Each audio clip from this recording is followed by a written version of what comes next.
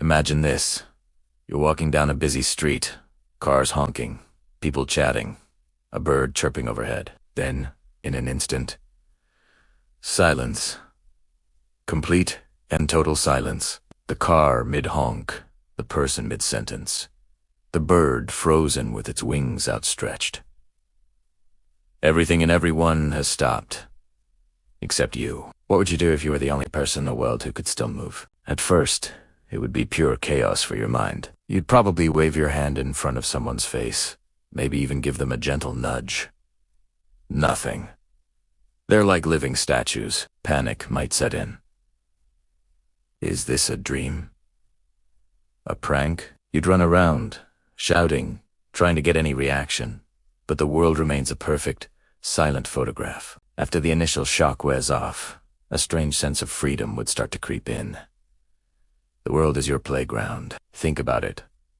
No lines, no traffic, no rules. You could walk into the most exclusive restaurant and have a seat. Of course, the food would be cold and the chef frozen, but the principle is there. You could visit museums and get up close and personal with priceless artifacts. Imagine standing inches away from the Mona Lisa, with no crowds, no barriers. You could read the private diary of a historical figure, left open on their desk centuries ago. You could walk into a top-secret government facility, stroll through the empty halls of power, and learn secrets no one was ever meant to know. The world's entire library of knowledge and art would be yours to explore at your own pace. You could spend years mastering skills. Want to learn to play the piano? Every concert hall is your private practice room. Want to become a master painter? Every art supply store is open. You could read every book ever written, watch every movie ever made. You'd become the most knowledgeable and skilled person in history. But then, the silence would start to get to you. At first, you might enjoy the peace and quiet. No more annoying notifications. No more small talk. But days would turn into weeks. Weeks into months. The silence wouldn't be peaceful anymore. It would be deafening. The joy of freedom would slowly be replaced by a crushing, profound loneliness. You'd walk through streets filled with frozen faces, each one a reminder of the life and connection you've lost. You'd see families, frozen mid-laugh, friends in the middle of a hug. These moments of captured happiness would become sources of immense pain. You're surrounded by billions of people, yet you are completely and utterly alone. You might try to create companions. You'd move the statues around, staging scenes, having one-sided conversations. You'd sit a frozen person at your dinner table, talking to them about your day, pretending they're listening, but their vacant eyes and static smiles would only amplify your solitude. You'd have everything in the world, all the power, all the knowledge, but you'd have no one to share it with. What good is knowing the secrets of the universe if you can't tell anyone? What's the point of creating a masterpiece if no one will ever see it? Then comes the practical side of things.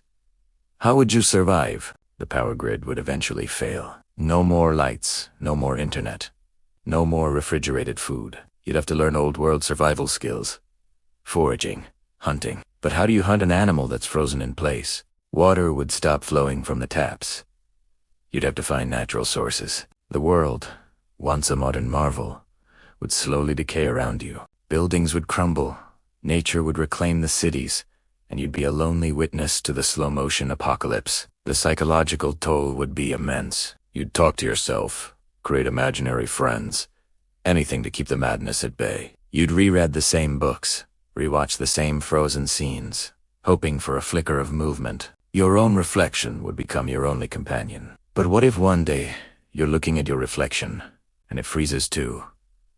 The thought is terrifying. The biggest enemy wouldn't be starvation or the elements. It would be your own mind, struggling against the weight of infinite time and absolute solitude. You would do anything, give up all the knowledge, all the freedom, just for one person to unfreeze, to have a conversation, to hear another voice, to feel a simple, human touch. You'd realize that the chaos, the noise, the imperfections of the world were what made it beautiful. The value of our lives isn't in what we can take or what we can know. It's in the connections we make, the moments we share.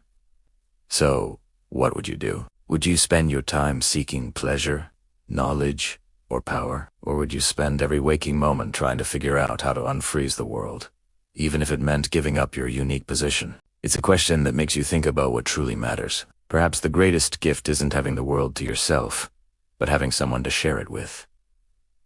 What do you think? Let me know your thoughts in the comments. Thanks for watching.